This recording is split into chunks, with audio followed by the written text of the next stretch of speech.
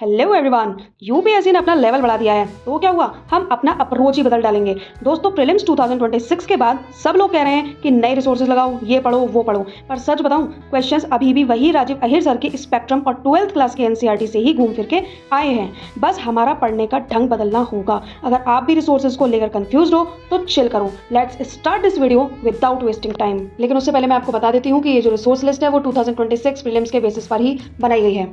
और अगर आपको ये देखना है कि कौन सा क्वेश्चन कहाँ से कैसे लिया गया है विद रिसोर्स प्रूफ, वो मैंने आपको वीडियोस ऑलरेडी प्रोवाइड करा दी हैं, आप मेरे यूट्यूब चैनल पर जाकर के उसको देख सकते हैं। तो सबसे पहले बात कर लेते हैं रिसोर्स लिस्ट की। फर्स्ट नंबर पे आएगा आपका 6 से 12th क्लास तक के एनसीईआरटी जो मैंडेटरी है, आपको करनी ही करनी है।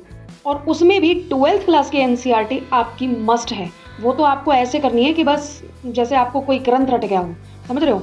उसका कॉन्सेप्ट और उसका फैक्ट आपको दोनों कंठस्थ होना चाहिए। और एडवांस के लिए आपको यूज़ करना है स्पेक्ट्रम बाय राजीव अहिर, जो अभी तक आप पढ़ते आए हो बस वही पढ़ना है, लेकिन उसका पैटर्न हो जाएगा आपका थोड़ा सा चेंज। क्योंकि इस साल जो क्वेश्चंस पूछे गए हैं और जो मैंने अपनी एनालिसिस वीडियोस में भी बताया है, ज़्यादातर क्वेश्चंस या तो आपके 12th क्लास के एनसीईआरटी में आपको मिलेंगे या फिर आपके स्पेक्ट्रम से डायरेक्ट क्वेश्चंस पूछे गए, डायरेक्ट हो चाहे इनडायरेक्ट, आपको आपका कंटेंट वहाँ मिल ही जाएगा।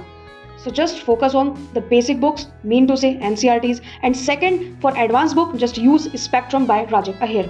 नेक्स्ट इज मॉडर्न हिस्ट्री को पढ़ते वक्त आपको अपने माइंड में कुछ चीज़ें रखनी है। सबसे पहला, don't skip previous year questions. किसी की भी बातों में आने की जरूरत नहीं है कि प्रीवियस ईयर क्वेश्चन नहीं करने, कुछ नहीं आया ये वो।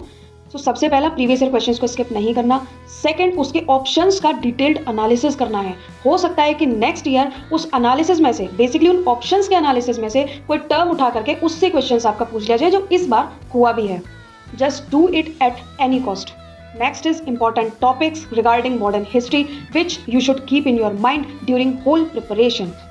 For example, all type of acts, revolts, revolutionaries, commissions, committees and members.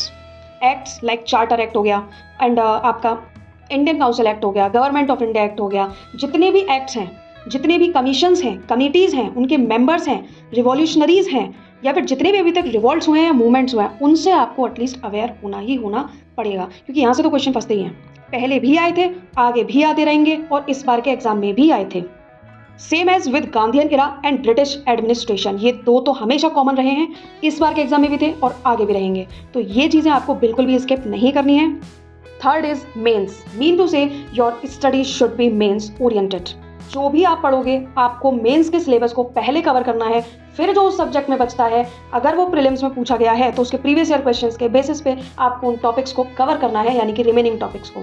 पहले आपको मेंस का सिलेबस क्लियर करना है। सोचना ही नहीं है कि आप प्रीलिम्स के लिए तैयारी भी कर रहे हो, प्रीलिम्स के लिए बस आपको प्रैक्टिस करनी है क्वेश्चंस की। अदरवाइज स्टडी आपको मेंस ओरिएंटेड ही करनी है। पहले स्टूडेंट्स के पास चॉइसेस होती थी कि चलो हम पहले प्रीलिम्स के लिए प्रिपेयर कर लेते हैं फिर मेंस के लिए कर लेंगे, लेकिन अब वो चॉइस ही खत्म कर दी है। प्रीलिम्स में बस ये है कि आपको एमसीक्यूज दे दिए जाएंगे, वो आपको करने हैं। और अब तो सब्जेक्ट भी डिफाइन नहीं है, क्योंकि जो सब्जेक्ट दे रखे थे उनसे तो क्वेश्चंस चलो पूछे गए हैं, लेकिन कम क्वेश्चंस पूछे गए हैं। और उसके अलावा अदर सब्जेक्ट से जो सीधे मेंस में पूछे जाते हैं उनसे भी क्वेश्चंस दिए गए हैं। That is why just prepare for mains. और जब आप आने वाले अदर सब्जेक्ट के एनालिसिस की क्लासेस को देखोगे तब आपको रियलाइज होगा कि किस लेवल ऑफ डेप्थनेस के साथ इन्होंने क्वेश्चंस पूछे हैं। अगर ये वीडियो आपकी प्रिपरेशन में थोड़ी सी भी हेल्प करता है so please subscribe my channel. Thank you everyone.